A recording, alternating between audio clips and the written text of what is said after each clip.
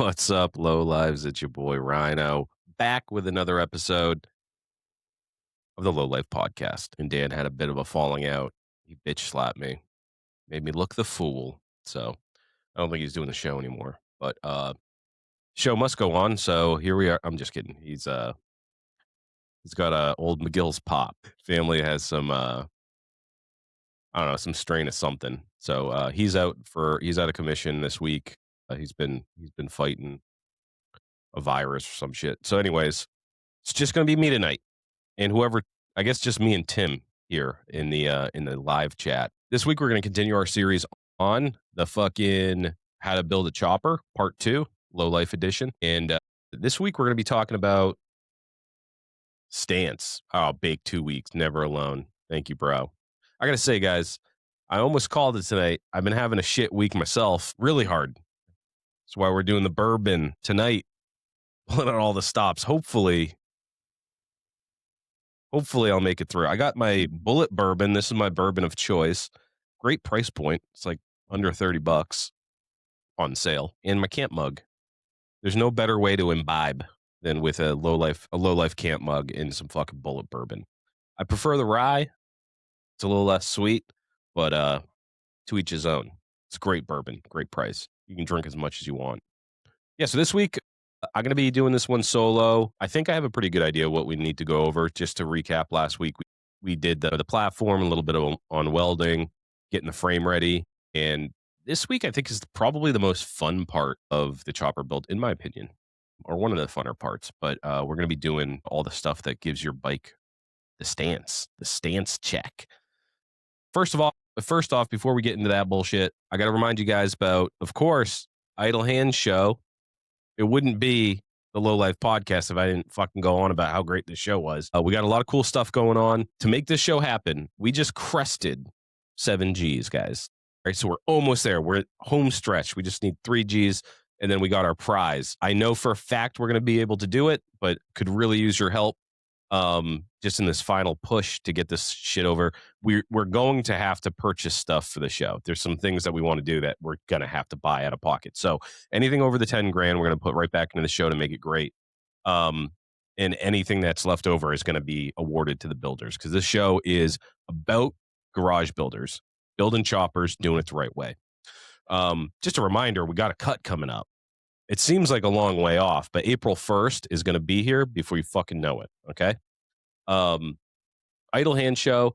If you want to help support grassroots shows, chopper culture, and garage builders, please Venmo $10 to the Low Life podcast on Venmo. I put that shit. It's in our links in our bio.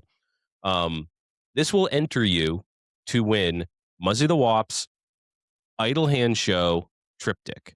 Okay. One-off piece of art. You can have it in your home, put it in your bathroom over your toilet, and people come over your house and they'll be like, this is the coolest bathroom I've ever been in. You want to be that guy. Cool bathroom that says something about your character. So please give as much as you can, buy as much as you can, and you get some cool shit. The triptych, $10 through Venmo, or give to the GoFundMe this month, any amount. $10 gets you entered for MC Shop Tees, a subscription to MC Shop Tees. And I said this last week, you're not going to get in on February and you fucked up. And I'm sorry about that. But they have banger shirts come out every month. So get over there and give whatever you can. Really appreciate it. We will be doing a Patreon giveaway this month too. I know I've been slipping with that shit, so I'm trying to keep it in the forefront of my mind. Hopefully I don't forget. So someone please remind me. I got a bunch of shit that I can give away. So I'm not sure what it's going to be yet, but it's going to be a motorcycle thing, which is awesome. I think that's it for fucking housekeeping. Anyways, let's get into, oh wait, Dan, he couldn't make it, and he wanted me to send his apologies to everybody, but he did want me to do a couple of things. Buddy check, I think, is important. We haven't done this in a while. Man, I could have used a buddy check this week. Feeling pretty fucking low, but I'm not here to bum you guys out. It's fucking Friday. We're going to be talking about motorcycles, but, check on your buddies. This is a tough time of year, especially in February. This is like my least favorite month, is like We just got like a fuck ton more snow. I was just plowing today. Like it's dark, it's cold, it's wet, it fucking sucks. And you want to get out and ride on your motherfucking bike. The only thing that's keeping me nose above water is that I have way too many builds going on right now. Way too many projects. So I'm just like too busy to even care that it sucks so bad. But check on your buds. Check in. Actually, don't just check in on them. Fucking go hang out with them. You know, go over their house. Go get a beer with them. Go out to fucking dinner. You know, hang out with your buds. Um. All right, let's get into this motherfucking episode. I'm excited to get into this shit. Stance check. Okay, so last week we got the frame all prepped. It's nice and hardtailed. It's all cleaned up. Now you get to start putting shit together and like designing the fucking bike.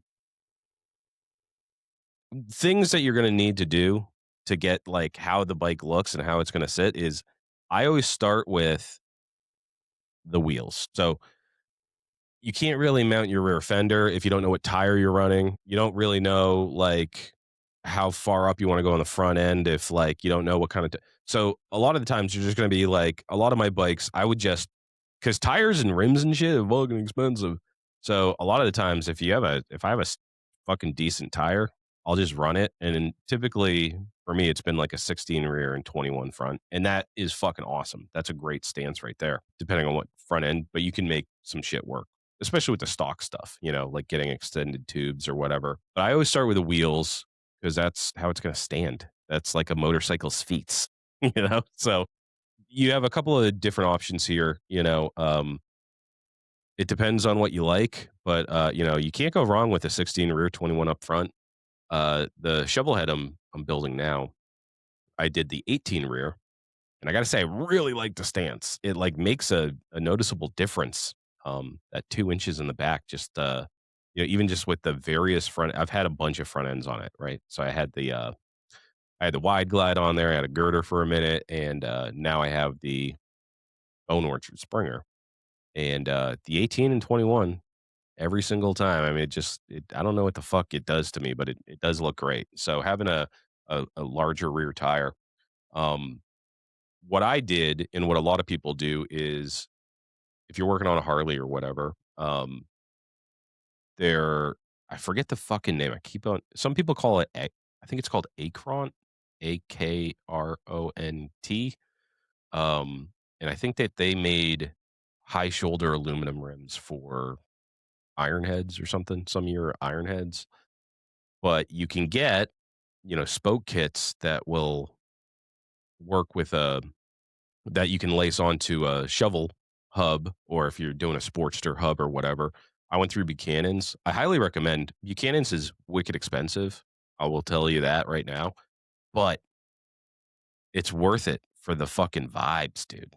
Like you call and you talk to the dude. You talk to like Mr. Buchanan. And if he's not available, you're going to talk to his wife, Priscilla, or whatever the fuck her name is. And if you have questions and shit, they will talk to you. It's like when he retires or passes away or whatever, there's nothing else like it. So I I had a great time talking to an old head, and he knows everything about spokes. And that's one way to get that 18 if you're like building a shovel head or something. Go to the fucking can't put a price on vibes, Big Daddy. Thanks, Tim. Yeah, dude. When you're out in the world and you experience that type of thing, you cherish it because most stuff in your life isn't like that. You know, like the world is moving into a very uncool place, and I don't know. I'm an old soul, man. I like talking to an old dude that knows what the fuck he's talking about. That's been running a spoke business for 70 plus years or whatever. I mean, you're going to pay for it, but you're going to pay for the experience. And I got exactly what I needed. You know, like he was able to walk me through how to do it. Um, and his wife's a fucking peach, dude. So support small business, support good people like that. So I got to say, just like lacing up a wheel, just in general, this was my first one that I did. And I was kind of like, there wasn't a ton of info online about it, surprisingly enough. Like there's a ton of spoke, lacing videos for dirt bikes, right? So it's about the same, but there's not like a specific. I couldn't find like a lot of specific information on going from like a shovel head hub to a different type of rim. So, anyways, it was not that hard. I got the I gotta say, like, I fucked it up a bunch.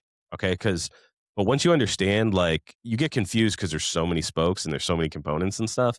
But essentially, lacing a wheel, all my spokes were the same length, but a lot of spokes they'll have different lengths. So there's a curve to it, and sometimes that's longer or shorter depending on like what you're lacing up. So typically, what you do is you just arrange your spokes, long and short, or if they're like me, they were all the same size, so they're all in just one big pile.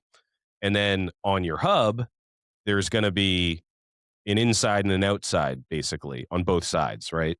And those are going to correspond to a specific hole on your rim on the inside or the outside. So when you get them all spoked up and, you just get them in there loosely, once you start tightening them down, how tight that is and where it is on the hub in relation to the rim, that's going to make the hub move. You know what I mean? So once you get to that part, basically the easiest get I use the service manual for this. Okay, I think I mentioned this last week. There's a couple of pretty shitty tutorials, but the principle is the same for a dirt bike and a motorcycle or whatever, right? There's going to be an inside and outside, and that relates on how you're going to tune it, right? Because if you just lace it all up, I mean, it'll be really out of whack if it's not like torqued down appropriately and all that bullshit. So watch a couple of tutorials, but get yourself, open up the fucking service manual, and if it came with like if your model bike came with a fucking spoked wheel, it'll tell you how to lace it up exactly. It tells you what pattern, where to start, and just go slow. I just took my time and I did it, and then I fucking misread it or something, so I did it like the opposite. So bonehead move, but they're easy. It's all finger tight, So I just unscrewed them all, put them aside, and then I was like, all right, fucking dumbass, let's do it. And let's read this time instead of just perusing. Like, let's actually read. Take some time. Take like a couple of seconds and read the service manual, like the paragraph about spoking your wheels. But yeah, just do it hand tight. Just make sure all the spokes. It kind of has to go where it's going to go. Like once you put the spoke through, the hooked end is like on the hub side, and then it only really goes to one place. It's hard to like. You would really have to stretch it to get it in the wrong hole. That's what she said. But just do it up loosely. And then what I did was I got the fucking Harbor Freight truing stand. And what you do there is basically a truing stand. It's a stand and it has a bar that goes across and like these two, something to keep the hub in place so it doesn't slide back and forth, And what you want to do is you want to true up the rim, right, with the hub. So the hub and the rim should be, straight, and it shouldn't wobble as the wheel spins. So it just sits on these like two little bearings and you just spin it by hand. Mine didn't come with this, but a lot of them will come with it's just like a little post that comes to a point so you can see, put that right up to the rim. And then when you spin the wheel, it shouldn't be bumping into that. You put it really close and you just spin the wheel, and then you can see as you spin the wheel where you need to tighten and where you need to loosen up, right? So everything's kind of loose. You start tightening stuff down, and as you spin the wheel, you'll see the rim going like this. And I just used a Dunkin' Donuts straw. So nothing fancy, dude. I didn't have that one little piece. It comes with a bunch of truing stands. This one didn't have it. So I just took a piece of painter's tape and a Dunkin' Donuts straw, and I just put that shit, level to the rim, and I spun it. And if you look at it, you can see exactly where you need to tighten, because if it's close this way, you have to tighten this side, and if it's goes away this way, then you have to tighten the other side. So you just kind of go through that and just spin it, and when you see a wobble, stop it, tighten it a little bit, and then eventually you have to torque the whole thing down, and then you just spin it on there, and I just go the same amount of turns on each fucking nipple, and eventually you spin it. If you need to make any tweaks, you can loosen and then tighten, so you want to make sure that if you're tightening on one side, you're like loosening on the other, so it like flexes, and you just have to do it. You'll see which one needs to go which way. It's hard to explain, but there's sides of the rim. The spokes come off of this side of the hub to this side of the rim, and that's holding it one way, and same on the other side, an inside and outside one. So I definitely would suggest that you do it once. Like I don't know if I'm always gonna true my wheels and shit. It really wasn't that bad once I got into it. And then again, it's a skill that I now have. I'm not afraid of it anymore. I called around, by the way, too, because I knew I needed to get this aluminum rim mounted because I was going to fuck it up with the spoons. But the truing part, I was like, oh, fuck, dude. I actually called Kick Me Customs and I was like, dude, do you do like mounting and truing? And he was like, nah, fuck that shit, dude. But he gave me a name of a place that he thought did. They don't do it either. I called around. A lot of people won't do it because it's fucking kind of tedious and there's probably not a lot of money in it. Um, so yeah, it's a good skill to learn because you're gonna want to do it at some point. Like you're gonna want to test out if you're an 18-inch rim guy, or maybe you have a nice rim, but the spokes are all fucking crusty and shit. Like I'm a big proponent of having really nice wheels. Like your tires, your rims. You don't want to fuck that up too bad. That's like all you got touching the ground. Um, so yeah, just try it out, go slow, and get the wheel you want. The other thing I'll say about wheel maintenance is one thing I've always done is fucking change the bearings. Don't rerun the bearings. It's so cheap to replace wheel bearings. So, I mean, just get Invaders. If I could afford Invaders, that's all I'd run. I think they're the coolest. Yeah, dude. Invaders. Invaders or fucking mags. I'm a spoke guy. I just happen to, I love spoked wheels. I think they look the best on choppers.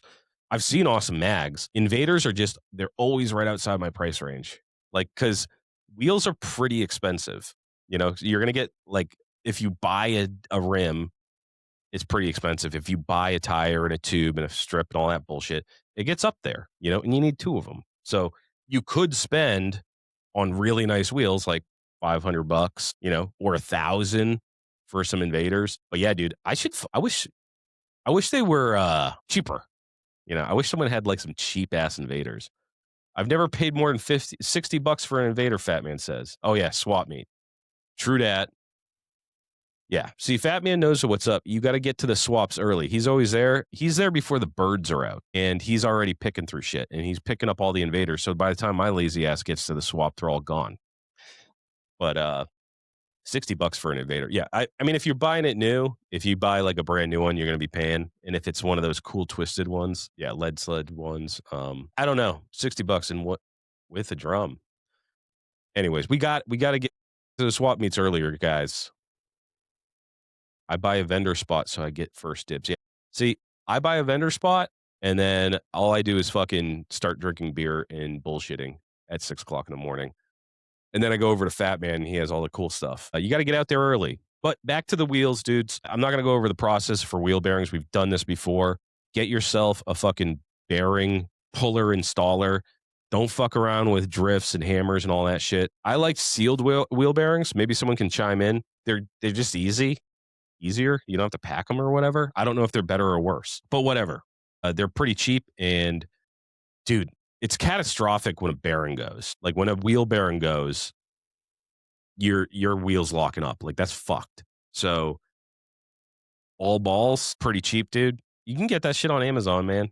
Go get some wheel bearings, pop them in, and now you got the wheel you want. All right, and that's going to give you an idea. Definitely on the back end, right? So obviously the different sizes are going to give you, don't do, unless you're into it, like a big fat back tire. I think nobody's doing that anymore. But I'm not even going to get into that. Skinny tires look good. You should definitely do those. Ooh, Fat Man, hot tip. 3/4 trailer bearings are the same as HD bearings. That's fucking good to know. That is good to know. See, I told you we're going to have some experts in here. It's not just me and Dan fucking talking out of our asses. Yeah, dude, trailer bearings, that definitely is going to save you some money, especially if you're buying, through HD or whatever. But yeah, so now the front end. Okay, so you don't really get a whole stance done until you know what your front end's going to be. And now I'm notorious, or I should be notorious for swapping out front ends. I'll go through 3 or 4 or 5 different front ends. I've already done 3 on this shovel. I did like 4 on my last shovel. Sometimes you just got to run what you're going to run, right? So there's a couple of different kinds of front ends. You got your bike probably came with a hydraulic front end. Those are easy to chop up and make cool. Basically you can Tube extensions, people sell those. If you want a longer front end, just pop in some tubes. Pretty cheap. Actually, I got to stop saying that because I haven't bought a hydraulic front end in a long time. But anybody knows, like, what do like 6 over extended tubes go for? Like retail? Because back in the day, it was like a couple $100. But I wouldn't be fucking surprised if it's like $500 now. Forks, yeah, Forks by Franks. If you ever been on fucking any forum about motorcycles ever, Forks by Frank comes up in almost every thread. It doesn't even matter if it's about forks or not. But he'll make you tubes in any length. He's an old school dude too. He's been around forever. Yeah, so 250 for an average 6 over, not bad. All the fucking getting spots have them. A lot of choppers. You're also going to do shaved front end. That's shaving down the aluminum, fucking shaving off the brake mounts and the fucking fender mounts and all that shit. If you got a lathe, go to town. I probably you can do it with an angle grinder and fucking patience too. You don't need a lathe, but you can also send them out. I don't know what people get for that. Probably a few $100 to do a set of shaved lowers of just shaving them down. The other thing I'll say about hydraulic front end is you should definitely rebuild that too, because you got it off the fucking thing. You extended the tubes. You kind of have to, go through it, So replace the neck bearing, that one that's usually, pressed on there. Some new grease. Like, again, bearings, very important. I'm haphazard when it comes to welding. Okay. I encouraged everybody, no matter what your comfortability is with welding, is that you should weld on your hardtail. But bearings, dude, at the neck where you're steering and in the wheels where it's spinning, dude, like those are the most important things, I think, for safety. So it's cheap insurance. But yeah, 150 shipped back for legs shaved. Legs shaved from Fat Man Custom Motors. 150 shipped, dude? That's a no-brainer. 150 for shaved? Fucking A, dude. Send your shit over to Fat Man. 150-ish. Shaved. Just send me the bare legs. That's a goddamn good deal, dude. That's a good look, too. If you're getting rid of the front brake, here's the thing. If you're getting rid of the front brake and you're getting rid of the fenders, you got to shave off those tabs. They look fucking retarded there. So definitely shave those down.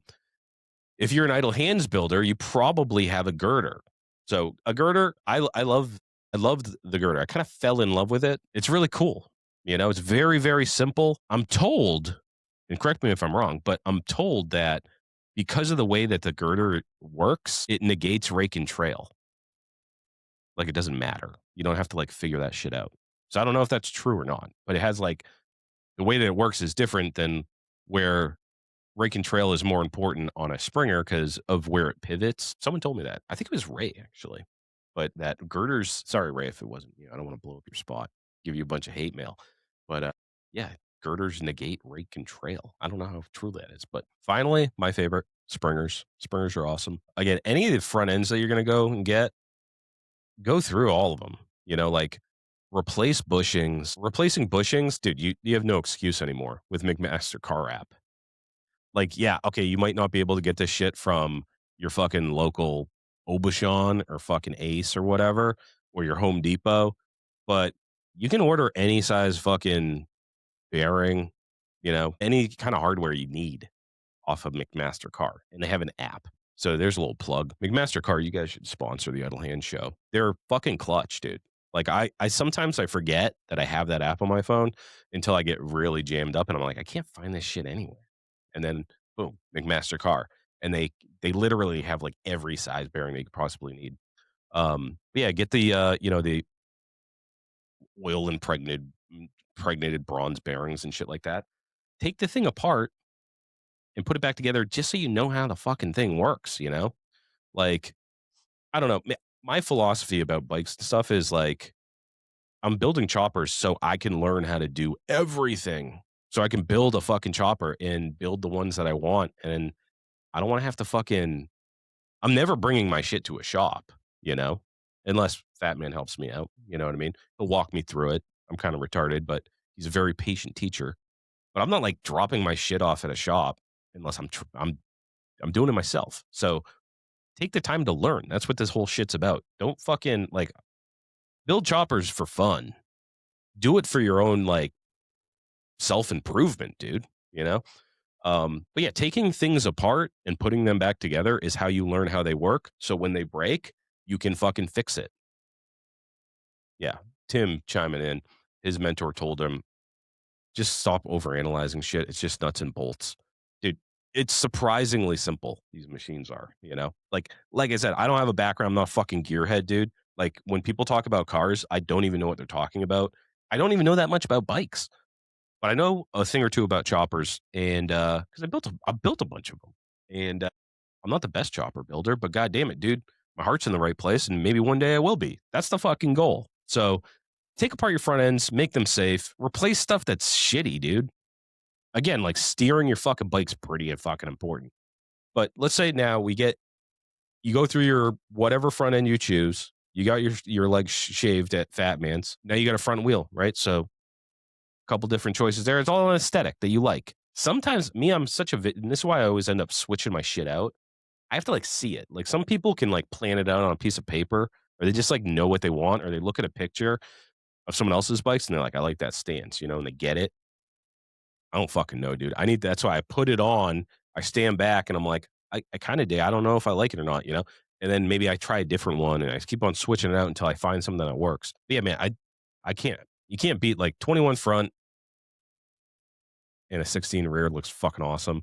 21 front and an 18 looks awesome. Fucking 19 front and a 16. Any fucking whatever you like, you know? Whatever you fucking like. I will say though, the other part of the stance is, we already went over the hardtail, but I did this just for you guys. I raked my fucking shovel head like yesterday because I wanted to talk about it. I kind of bitched out initially. I talked about raking it, and I kind of like bitched out a little bit because I was like, oh, fuck, you gotta like cut deep to get that done. And I didn't forgive myself for that. So yesterday I was looking at it and I'm like, you know what? This thing needs a raking. I was looking at my stance and I was like, that fucking front end needs to go out a little bit more. It gotta go. So I fucking stopped being such a pussy. And I had one picture from a fucking old Easy Riders magazine or something. And it was an article about how to rake your neck, like crude shit. And it was like cut here and fucking cut here. And then fucking heat her up and send it. So I'll let you know how I did it. And this is probably not the right way to do it, but I raked the fucking neck, not an extreme amount. I would say if you're going to go like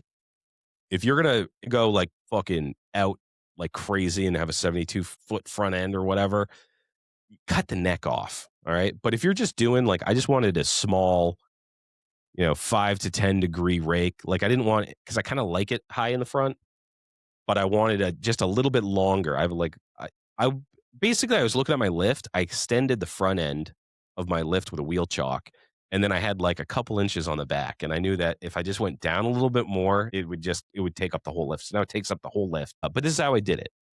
So you need to have 2 cuts. So by the way, again, just I'm looking at a picture from a magazine in the 70s on the internet, and it's like Xeroxed. So terrible picture. I could kind of, like those old magazines too. They're like fucking did it on a typewriter, so like the font's all fucking crooked and shit. So I kind of understood what they're saying, but pretty simple, right? You need to cut it where so you can move the bottom and the neck out, and you need to have a relief cut. And I've been told by a couple of people they forgot to do the relief cut. I don't know how that fucking thing goes anywhere if you don't have a relief cut. So what I did was basically you cut the relief cut at an angle, the angle that you want it raked. And you're going to pull the neck back to that spot. And then that's your rake. That's what I got out of it. I cut there's a gusset that goes, that I had windowed out, right? That goes to the frame, to the bottom of the neck. I just cut that. That was easy. And then my relief cut, I tried to get about 10 degrees. And I had a fucking angle finder and a bunch of fucking lasers and shit just to make sure that the neck didn't go either way when I was fucking with it. And then once you make that relief cut at the angle, you go straight down. Like you're chopping a chunk out of like you're chopping out a tree, you want like a wedge. So I did that and I was like, all right, now I'm just going to put like I put the front end on, and I was like, I'm just going to get on the front end and I'm going to push it down until it's where I want it. But it didn't fucking move. So I was like, all right, need a little bit more muscle on this. So what I did was I took a big fucking pole, like a solid pole. It's actually, I think it came out of my lift. It's the thing that you put in you're supposed to put in your lift so it doesn't like fall down. I never use it. It's in like my scrap bin. But I put that in the neck, and then I was like, yeah, I'm just gonna fucking like wrench on that. Wouldn't move. And then I was like, dude, I think I think you gotta cut like deeper into the neck, because like that's a lot of metal to like be pulling back. So I just fucking kept on cutting in, and then I could get it to move. And what I did was I fucking took ratchet straps, and I had the thing that you put into your lift to the Harbor Freight lift to keep it from falling down. It's just like a solid pole, and it has like a ring on the top. So I stuck it in the neck, and I put 4 fucking ratchet straps in that ring, and I just started ratcheting them down, and slowly, like, that fucking thing would just barely go back a little bit, so I'd cut a little bit deeper, and, then I just hit it with a MAP gas, dude. The whole fucking neck, I was just heating that bitch up, and, the fucking ratchet straps, like, exploded at one point off. Like, I don't know what the fuck, like, I was cranking it down, and it, like, slipped, and, like, fucking all 4 of them, like, went, ooh, like confetti. I was like, "What the fuck?" But I was safe. I don't know, they didn't go, like, flying, into my face, knock out a tooth or anything, but put 4 ratchet straps on there, heated the shit out of it, and I just kept on going, "Rrr," and then eventually it got to where it almost touched, and I was like, "I think that's pretty good." It looked pretty good with the old dichrometer. So, where it was where I wanted it, I had the laser level, and I was like, "All right, so it's not tweaked either way." I was trying to ratchet the ratchet straps I was doing at the same time, so they'd pull down straight at the same time, you know? Um, I threw a tack weld on it, a couple tack welds. Uh, I had to. There's quite a bit of space underneath on the gusset, so I had to. What did I do with that? Yeah, I couldn't tack it because there's too much space, so I had to build up a little bit. Made a couple bridges, and then I took the shit off when it was all tacked up, welded the shit out of it, and now it's back together. Then I grinded down the welds and cleaned up the neck part. So it should be good, and we'll see if it holds. So we'll tell. Time will tell how good I am at welding and raking. Yeah, fat man. 3 or 4 degrees will stop the flop for a 6 over. I'm pretty sure I didn't. I'm in the like 5. I think I'm in like the 5 degree range, if I'm honest. Like it wasn't as far as I had measured, but yeah, I didn't really get a chance to I haven't put the front end back on and all that shit, but I want to measure it once it gets on. See, I haven't even checked the stance, dude, because I was welding the shit out of it. Got hotter than fuck yesterday. And I had to let it cool down. Haven't had a chance to get back to it. Just grinded on it today a little bit. But yeah, that's how I rake the neck. I would say next time I do a neck, I would buy a cast neck. I think it's like who's that dude? Like Hardtail Choppers or something like that. Old head. He does all the castings. Then you can just buy the fucking degree that you want. Again, modifying the frame of a stock bike is way harder than buying a frame or buying these other parts, So that's where the spirit of the do it yourself comes in, right? And that's what we're doing is like, I ain't a rich man, dude. So I can't be spending money here, spending money there. Like, you're gonna have to do the work. I was still plugging up fucking holes that I had forgotten about today, like on the frame. So, anyways, that's how I rake the neck. Now you got your hardtail on, you got your tires on, you got your neck raked. Maybe they also do. Here's another thing: they do triple tree rakes. I don't know. I've never used those, but you can get like a few degrees of rake out of the triple tree. I don't know if anybody's had any experience with that, but you can get a couple degrees of rake that way too, instead of raking the actual neck. Yeah. They're okay. Chat says they're okay. I've never used them, but they do sell them. So if you're not that handy, you can still rake your neck, rake your front end without modifying the frame. All right. So now I move on to the rear section of the bike. All right. So you got your stance, You like your front end, you like your wheels, you're like, "Yeah, I can fucking see myself riding on that thing." You sit on your this is the part where you sit on the rails of your bike and you put your hands out and pretend that there's handlebars there. And you're like, "Yeah, I think I'm gonna look cool doing that." But now I go back to the back of the bike and I like to and this is me, the next step I do is I space out my rear wheel because you're not done with that frame yet. Okay. You're going to have to mount a fender on there. So I space out my rear wheels. This is how I do it. I have my brake caliper that I'm going to use, you know, that way I know it fits and it works. And you're going to probably need to get a brake caliper mount, right? You might, maybe the stock one will work, depends on what you're using it for, but um, they sell them. You know, we talked about this. Actually, Fat Man does a dual disc, dual caliper mount. Fab Pigs has one. Lowbrow, like everybody carries just like a caliper mounting kit. It's typically like I think it's like 3/4 and maybe 1 inch or something like. I think I had one that was 1 inch that goes through the axle and then mounts your caliper. So it rests on the fucking rotor so you can stop your fucking bike. But that's part of the spacing, right? So make sure you get that because that goes around the axle and that holds it your caliper where your fucking rotor is going to go. And then this is how I space my rear wheel, and I don't know if this is right or wrong. This is how I've done it. Uh, I have a laser level now, which is actually was wicked cheap, and I don't know. I use it all the time. I don't know how I got away with like it's just way easier to visualize because you can. It comes. I think I got it for like $30 on fucking Amazon.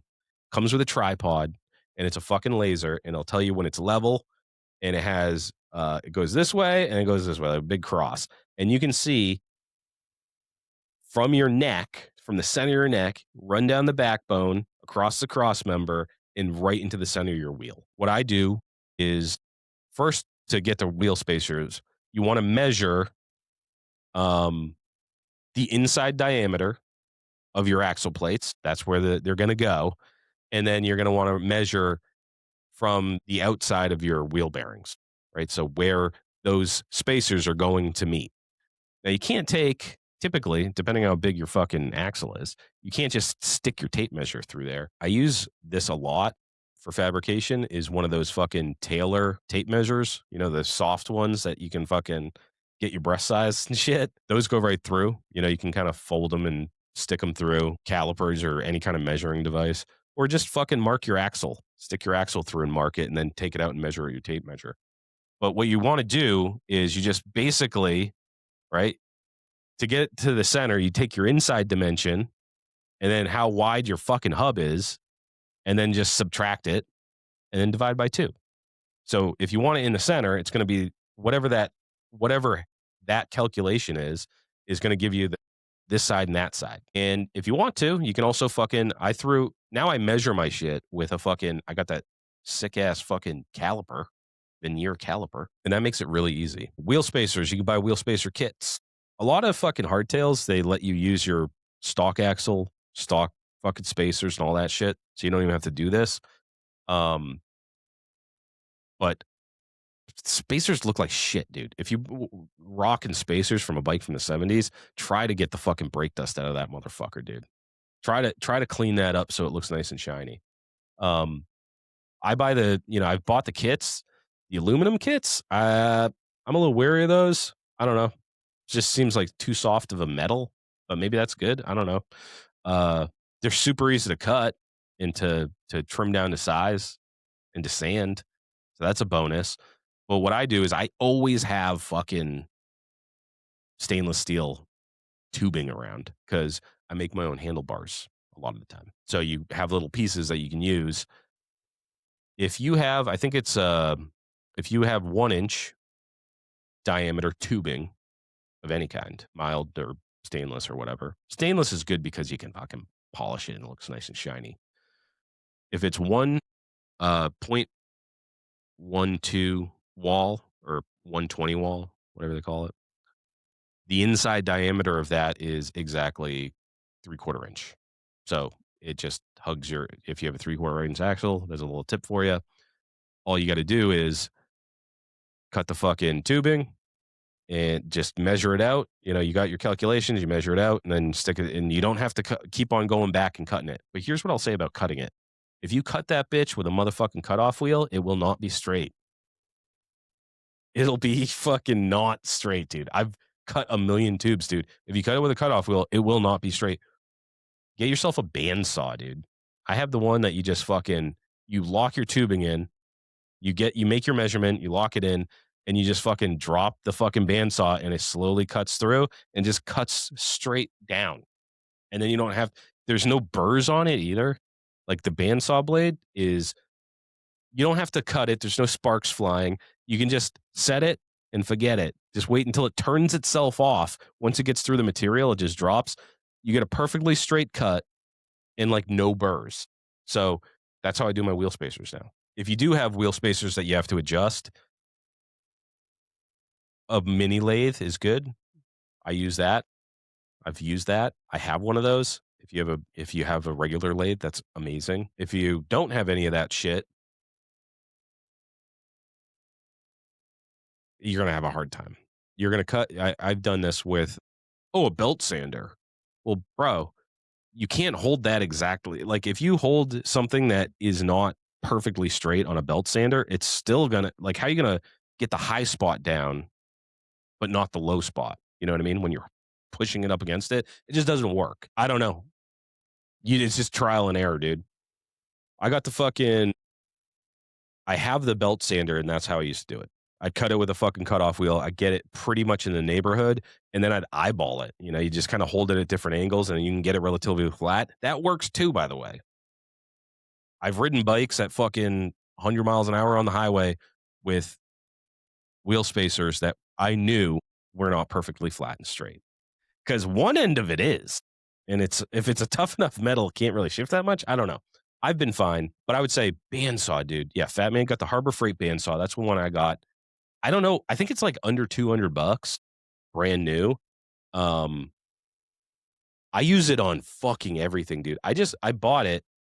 I got it from Loctite, and it takes up a pretty big footprint in my garage because it's big. It's on legs and shit. But anything I can do on that thing, I do on that thing. Like when you're cutting, like say you're making some Z bars or something, you can get perfect angles on that fucking thing. You know, you want a 45, you set it up, you lock it down, cuts perfect. With and again, this is just less prep work, more productivity. You don't have to deburr everything. Like it cuts slow. One thing I'll say is you got to keep that thing pretty well lubricated. You know, it does cut better when it's lubricated. But the fucking saw blades for that thing are cheap as fuck too, dude. Like they're cheap. I can't recommend it enough, dude. In fact, I got to get it. I want to get a handheld one too because just working on the frame and shit. Like I see dudes, you can cut off huge chunks of fucking frame shit, bullshit, really easy with a bandsaw. It's the way to cut, dude. Bandsaws all the way. Especially if you're, dude, making tabs, making a seat pan. Did my seat pan this time with the bandsaw. I usually have done it with like a sheet metal nibbler or something like that. No, never again, dude. Bandsaw all the way. You can make those long curves. It's quiet, dude, and it fucking just chunks away. And again, just with tubing, you're gonna get straight fucking cuts with no fucking burrs, dude. You just lock it and you can put it down and go do something else. Go smoke a fucking cigarette. Go work on something else that you're working on. Go get the next piece prepped. So yeah, wheel spacers. Don't overthink that shit, dude. It's just got to do some simple math. By the way, again, my last bike was the first bike I did actual math on my wheel spacers. I'm sorry, guys. I've always just eyeballed it. You know, I just like measure in between the frame rails and shit. And I'll be like, okay, that's about where it's supposed to be. This isn't a rocket ship, dude. This isn't the fucking Challenger. It's a goddamn chopper. So things can be a little sloppy. Okay. It's not going to kill you. Or maybe it will, but that's part of the fun, man. All right. So now the rear wheel is spaced. Okay. Space the front wheel too. I don't know. I usually don't. I just kind of get it in the neighborhood because that one is like locked down. If you have it on a lift, it won't move. You know, like get it roughly in the center. You don't really need to. You're not running a front fender, right? So the only reason I do the rear wheel that way and get it centered first is because now I got to mount the rear fender, and you want that shit pretty fucking accurate, right? The rear fender, typically you want it to sit like right on the fucking wheel, you know? Like, yeah, if you're doing it doesn't really matter that much if you have like a huge fucking fender, or you're gonna do a crazy Franks and there's like fucking 3.5 feet of clearance. But if you're gonna hug that rear fender, you want to have the tire that you're going to be running, because if you get like a different profile tire, and I'm not going to get into the fucking tire thing, dude, right? Like what tire fits on what rim and all that bullshit.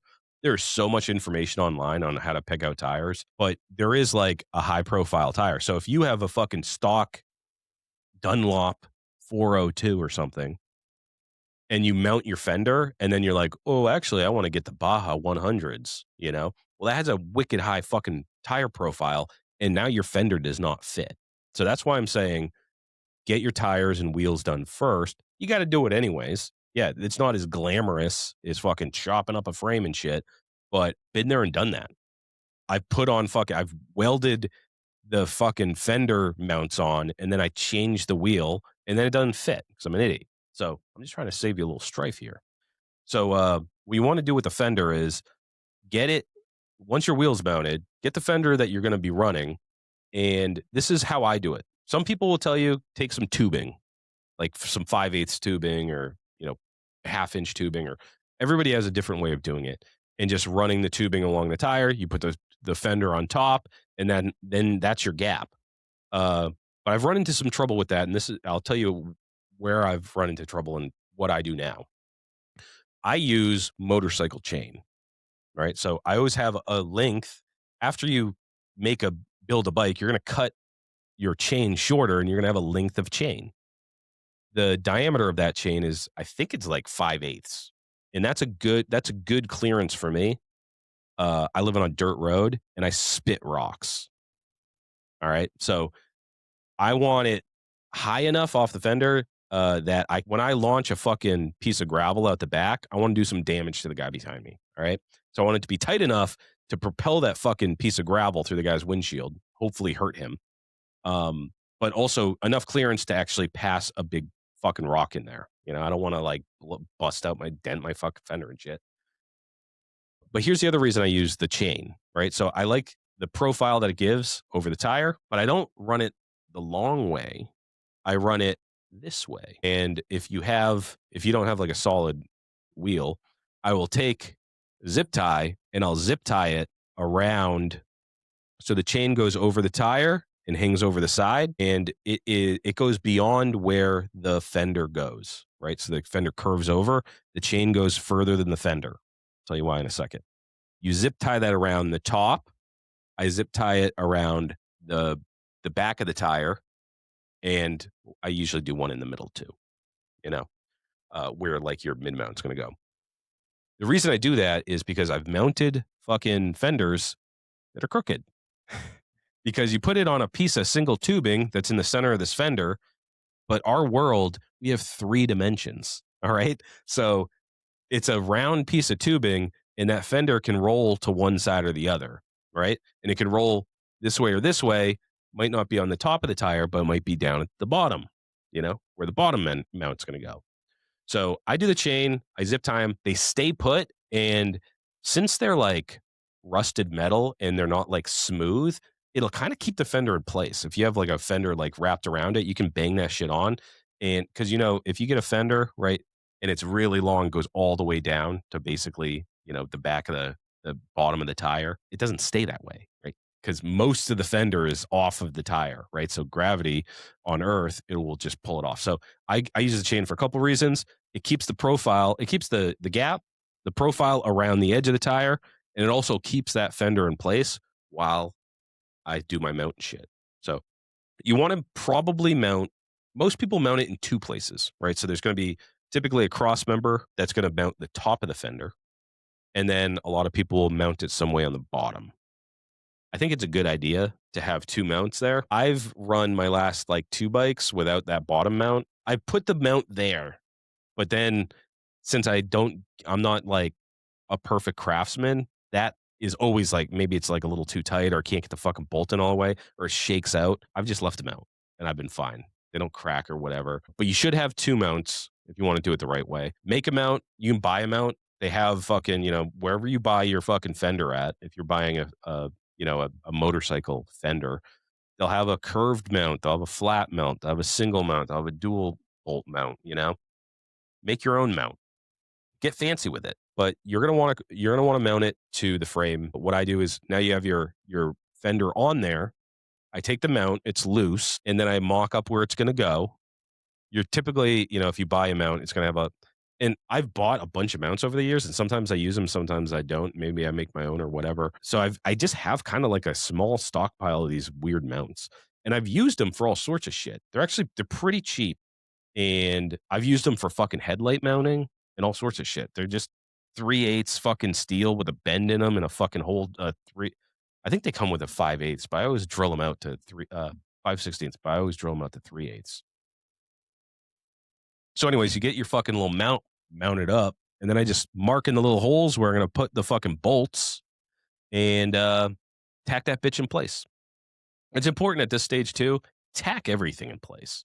Don't put that fucking when you get that fucking fender mount tacked up. Don't fucking send it because you might have to make alterations. And I just did this on my I think it was on the Sportster build or something. Maybe it was my last shovel head. I did have I fucked something up and I had to move them out. So just tack everything in place at this point. You know how when you're putting together fucking IKEA furniture for your wife, it always says like, don't tighten all the bolts right now. Just get everything in there and then you tighten everything. That's when you're doing fab work, you just tack it in place. It's not gonna move. And you can actually make like small, like if you're off by like a C hair, you can just bend that fucking thing if it has a couple of tacks, and they don't have to retack it. So yeah, do your upper mount, do your lower mount. Lower mount, sometimes there's a cross member or something you can come off of, or you have to come off the side of the tubing or something. But it's a good idea to get a mount down there too, just because, yeah, I don't know, just keep it rigid, baby. The other thing that's going to be holding up your fucking fender is your sissy bar.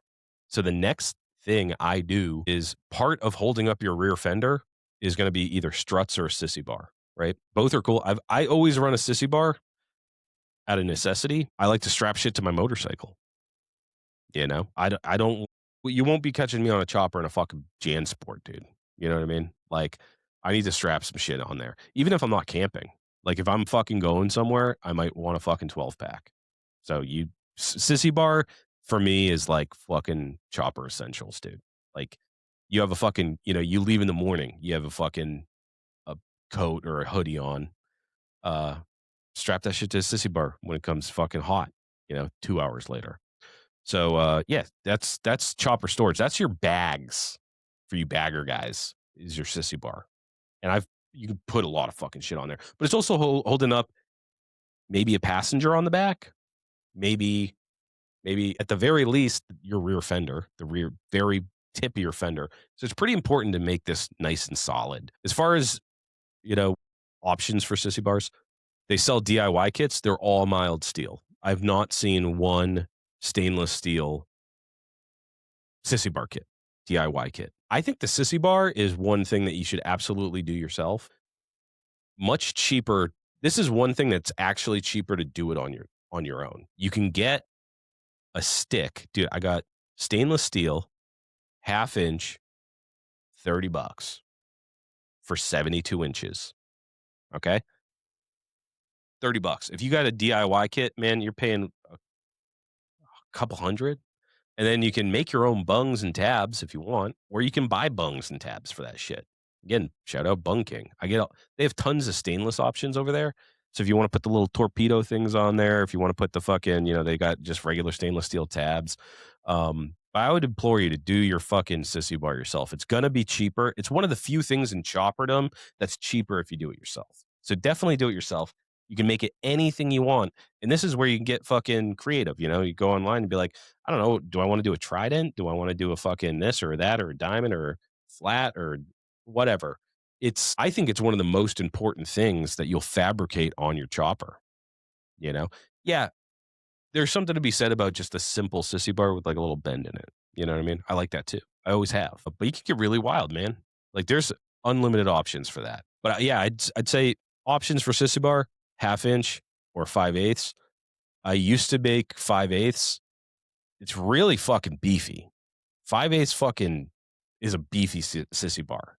Like, you feel really safe with that thing on it. Like, you'll if you're putting your old lady on the back and she's, you know, on Weight Watchers or whatever, I'd say put a fucking 5/8 on it. You know what I mean? If you got a little lady, maybe you can get away with fucking half inch. Half inch seems pretty fucking good to me. It's also way fucking easier to bend. Like, you can literally bend that shit with your hands cold. Like, even if you ain't built like Rhino, you can still do it. But if you have like a Harbor Freight bender or fucking a map gas torch or whatever, you can bend fucking a sissy bar up with half inch, no problem. Stainless is gonna be it's stainless is harder to work with, bending and fucking all that shit and cutting. It's a harder metal than mild steel. But I've had powder coated fucking sissy bars. I've had spray painted sissy bars, and if you use that shit, the fucking paint comes off. I'm sorry. Like, you're putting that shit on.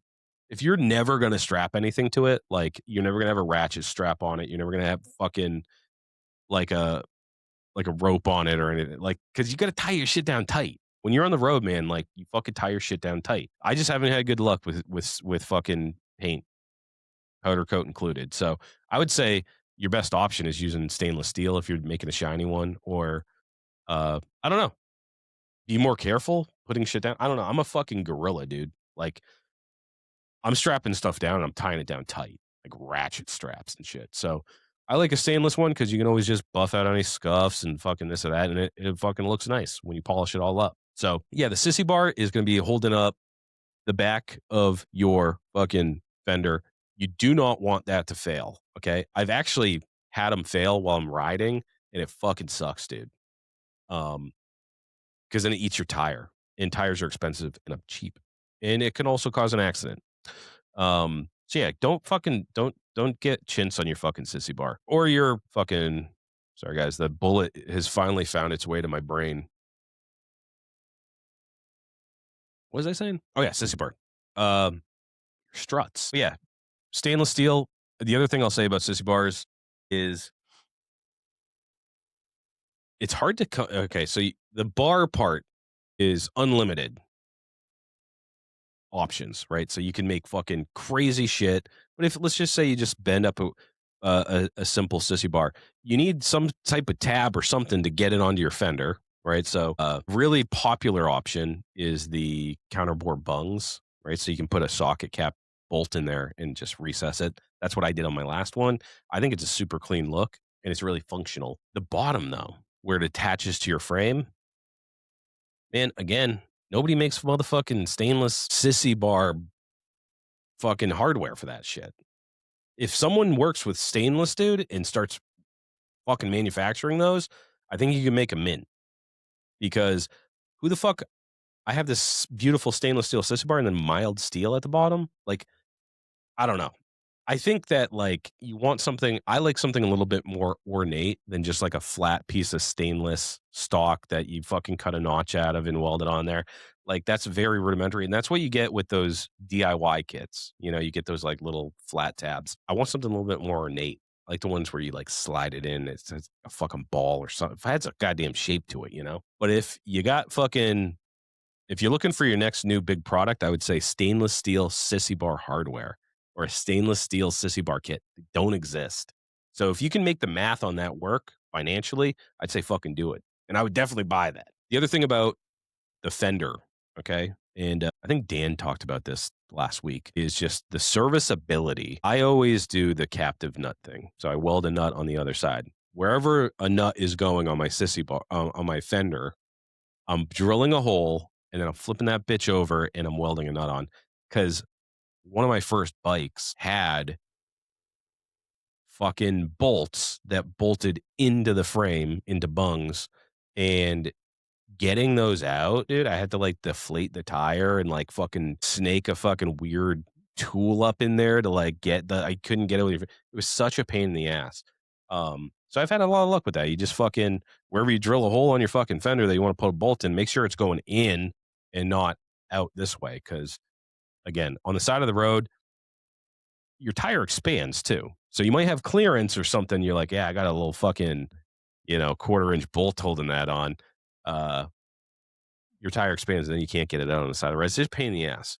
Uh, so yeah, make sure you keep in mind the serviceability of everything and make sure that all the bolts are going in and can come out easily. You don't want to fuck around with that bullshit.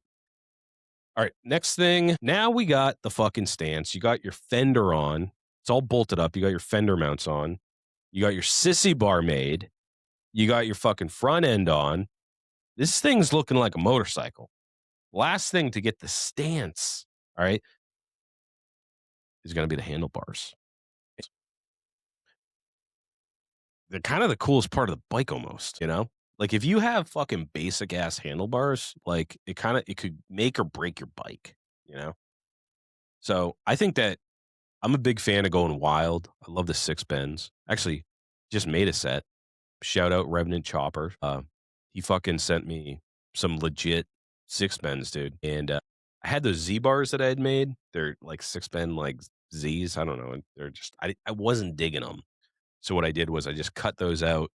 They were already welded in, so they were kind of a pain in the ass. I cut those out and I just got the six bends from Revenant and I chopped them up to the length that I wanted and I just plug welded those bitches in and I think they're perfect. I'm gonna have to shorten them a little bit because they hit the tank, but I'm gonna be doing the internal throttle and I got the fucking I think I got like I forget what I did. I think I did 4 5-inch risers on those. Again, bunking, dude. Stainless steel.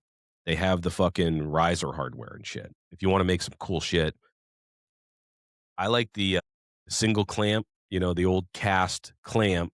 It's mild steel, but you put some stainless risers, you paint that part, and then you plug weld your bars, whatever bars you want in there. Such a tough look. Such a great look. I love that. Get some tubing, dude, and fuck around. Anybody with a welder can make Z bars. You know what I mean? Tubing bender is oppressively expensive. It's one of the few tools that I like really fucking want to be able to make my own wicked cool handlebars. But it's fucking expensive. Dude, you're spending like $300 on a die, on a 1-inch die. So God forbid you want to do 1 inch and 7/8. You're in it for $600. Plus you got to get the fucking thing, plus the fucking stand. I just got to get one of those come ups, dude. Like I need to find one cheap on fucking Facebook Marketplace one day and just happen to have gotten my fucking refund from the government and I'm ready to buy it. But I will have one someday because you can make whatever fucking bars you want, dude. But yeah, handlebars, dude. You should definitely try making your own. And if you can't, at least get some bars and fucking modify them. Like make them smaller. Make them more narrow. Make them your own. But yeah, like I said, like I'm a big fan of the rabbit bars. I think that's like probably one of the most comfortable set of bars I've ever ridden with. Obviously, you got your fucking ape hangers and shit. Those are cool as fuck. But when you see a custom set of handlebars that nobody else has, you're just like, look at those fucking things. Again, I would say, like working with stainless, bandsaw, stainless tubing, 120 wall, that stuff you can't typically find at like your hardware store. But eBay, dude, I get good deals all day on eBay. If you have a local get and spot, good for you. But yeah, dude, that stuff should just be hanging around because you can use that for all sorts of shit. But yeah, make your fucking own handlebars, dude. It'll set your build apart. And again, it's like, what are we doing here, guys? We're building custom bikes. Customize everything that you can. Harley Davidson made the motor. Okay, that's not getting any much different than how it is. They designed the transmission. That's about what it is. You have control over, the fucking frame, the fabrication of the sissy bar, the handlebars, all the stuff that you can customize, and then how you customize it together, Like put pieces together that don't work. Like we're talking about the wheel. You got a shovel hub, a fucking iron head rim on a fucking, a panhead fucking frame, like mix and match that shit. There is a cool book I will shout out. It's What Fits What. I'm sure you guys have all seen it, but it has really great information about like different things, different years of Harleys and stuff that you can that mix and match and fucking work. But yeah, now we got the motherfucking stance, dude. That's your whole fucking stance. The wheels, the frame, the handlebars, the sissy bar. That's how your bike's gonna basically look. Now you can really see like what the fuck you're doing. That's the stance. That's it.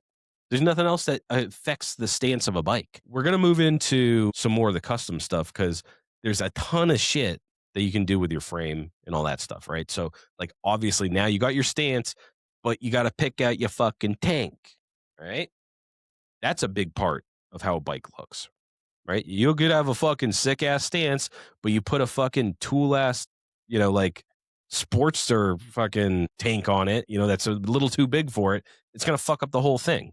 You know, you got to sit back and look at it. And I would say, like with tanks,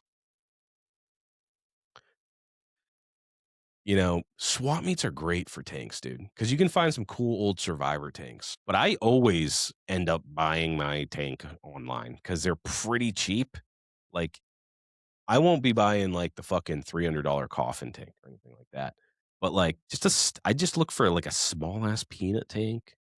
You got different options. You want a high, you want a fucking Frisco style. You want it up on top. Do you want it to sit low? Cautionary tale too. I did have a tank one time sit too low. I didn't have. I mocked it all up. I was going balls to the wall with this tank, but once I put the motor in, it fucking touched the top of the rocker boxes. So I had to make some adjustments there. But yeah, the tank is going to be like a huge piece of how you shape what the bike's actually going to look like. It's a focal point, you know. Tank. It's the fucking tank. Like people spend big money on, and we're gonna have a painting episode. Okay, Dan's gonna do that one. Maybe I'll make him do it solo, but Dan's gonna do a painting episode, and that's like huge. The shape of the tank, I feel like now lots of molding. You know what I mean? Like people will buy a tank and they are not just leaving it that shape. They're like, I gotta mold it in some way. Like everybody's molding their tanks now. I'm doing some molding on my tank. And you know what? I gotta say, I wish I would have done it sooner because it's fun. It's just like more metal fabrication and creativity. Um, so yeah, I got you get your tank, pick out fucking whatever you want or can afford, and then make it your own. Put some scoops on that shit. Put some louvers on that shit. I did that. That was pretty fun. But then you're gonna get this whole silhouette almost because you got a couple more things to do. This is where you're gonna do molding on the tank, but also on the frame. And I'm getting into this for the first time. I'm just dipping my toes into the molding stuff now. But I'll tell you, it's fun as fuck, and you should definitely do it. It's not hard. You just need some raw materials, and you put some flourishes on that shit and change it from what it looked like. So on my shovel head, I have like these two like fucking horns that I made on the top of the tank, and I just stitch weld those in, right? So I'm hoping I'm gonna not weld the whole. I don't think it needs that much weld on it, okay? Because it's just like a little bit of metal on top. So I'm doing a stitch weld, basically just weld for a period, and then you leave a gap and you weld for a period. I just did all because it's sheet metal, and I suck at welding, dude. I blow through some sheet metal. Okay, did the same thing on the frame. So on the front rails, I made some fucking little horn looking things, and I fucking tack weld them up. I like the way they look, so I'm gonna stitch weld those in. Um, Next thing you got to do, again, back to you want to do. This is the stage where you're doing all the fucking fab and solving a lot of the problems and stuff. The next thing is the oil tank, right? So, are you going to go horseshoe? Or you're going to go pill. If you do a pill box, it's way fucking easier, than if you get some random fucking horseshoe oil tank and then you have to make your own mounts. So, like on a shovel head, if you have the stock, I think it with a pan head and a shovel head, the stock configuration will have the rear of the oil tank will be mounted to the fender, right? And you don't have that anymore, right? Because you just customize the whole back end. So you have to mount the oil tank in some way. So pill tanks, if you buy them, they usually come with like weld on hardware that you can do. They have some bolt on shit too. I think it was Moon Eyes on my Sportster. I had a pill tank with some Moon Eyes. It was like a rubber mounted pill tank, and it was actually bolted in. I like the look of the horseshoe tank, and you have to kind of. There's some. I know like Butt Seats makes what's called. I think it's called the bra, and it attaches to the cross member on your shovel head, and then goes down to the bottom of the battery box and like clips in, so it like keeps it. It's like hanging there. I weld in tabs. So this you just got to figure it out depending on what kind of tank. Pill tanks super easy. Horseshoe tanks, you're gonna have to weld something on the or come up with something clever. The way I do it is on that cross member, I want it rubber mounted. So I drill like I think it was like 3/4 inch holes. I get the rubber grommets with the little fucking 5/16 insert. I get my on this one I had bungs, 5/16 bungs. I just put all that shit in there, lined it all up, and I welded the bungs to the back of the oil tank, and then I welded the other shit into the frame. Easy peasy. Rubber mounted. I'm going to use the stock mounts up front. But yeah, you got to just fit things in and work things around if you're going to be using mismatchy shit, right? I think the bra from fucking Butt Seats is tits. I think that's a really great solution. Looks just like super easy. No, I think it's worth the money. For me, yeah, I just did the tabs, welding some fucking stupid tabs. So yeah, now you got your oil bag in. You got your fender on. You got the stance. You got your fucking. I don't even think we have to say this, but probably the most popular way to mount your fucking tank is with bungs, top hat bungs. Everybody sells them. I like going big on hardware, like on the fender, on the fucking tank, anywhere I can, on the sissy bar. All that shit should be like 3/8, like beefy shit. I know you don't have to probably go that beefy, but I go that beefy. I'm a beefy guy, you know? So, yeah, just big old fucking shit like that. I think that's it. I think that's it for as far as like you have a molded tank, it's bolted in, top hat bungs, super easy. Quick little cheat if you don't have any money, if you're broke as fuck, if you're unemployed like me, use the flange nuts. You can get some flange nuts from your hardware store, cost fucking 10 cents. Flip them bitches upside down and just drill a hole for the head of the nut and then just weld the flange. Super cheap and easy. Bung. You can use that for anything. But I've done that before. But just beefy bungs. Now we got the whole fucking bike is pretty much ready to go, right? You go. So your whole frame's done, all the molding's done. By the way, I'm gonna get into this. I'll talk about it as I do it because I haven't actually done it.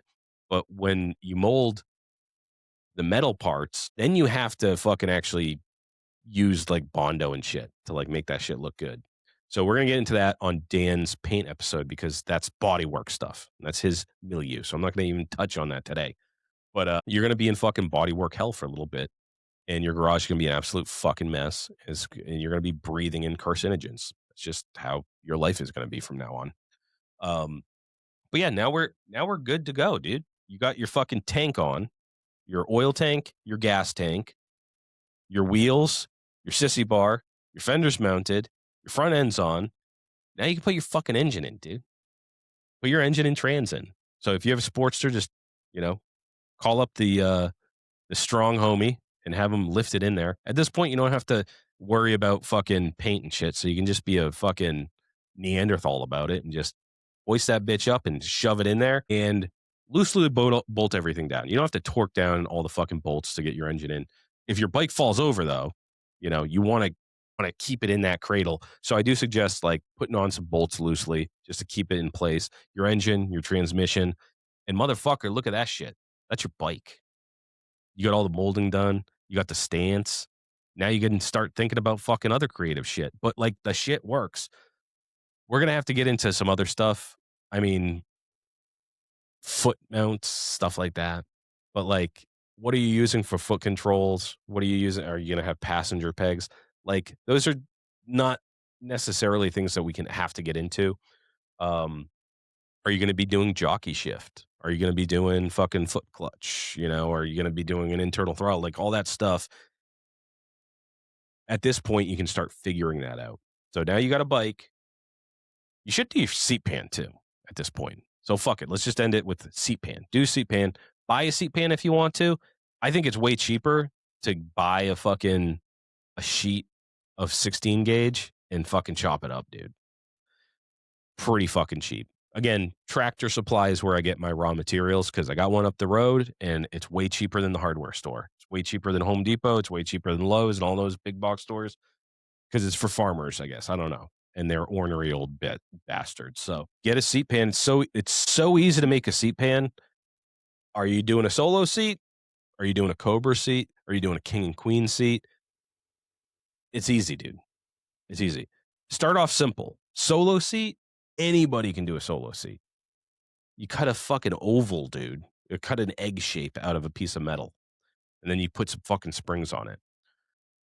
Weld on some fucking bungs. That's day one stuff. King queen seat. That's expert level. I've made a couple of them, and none of them have come out great. It's really fucking hard, especially the upholstery part.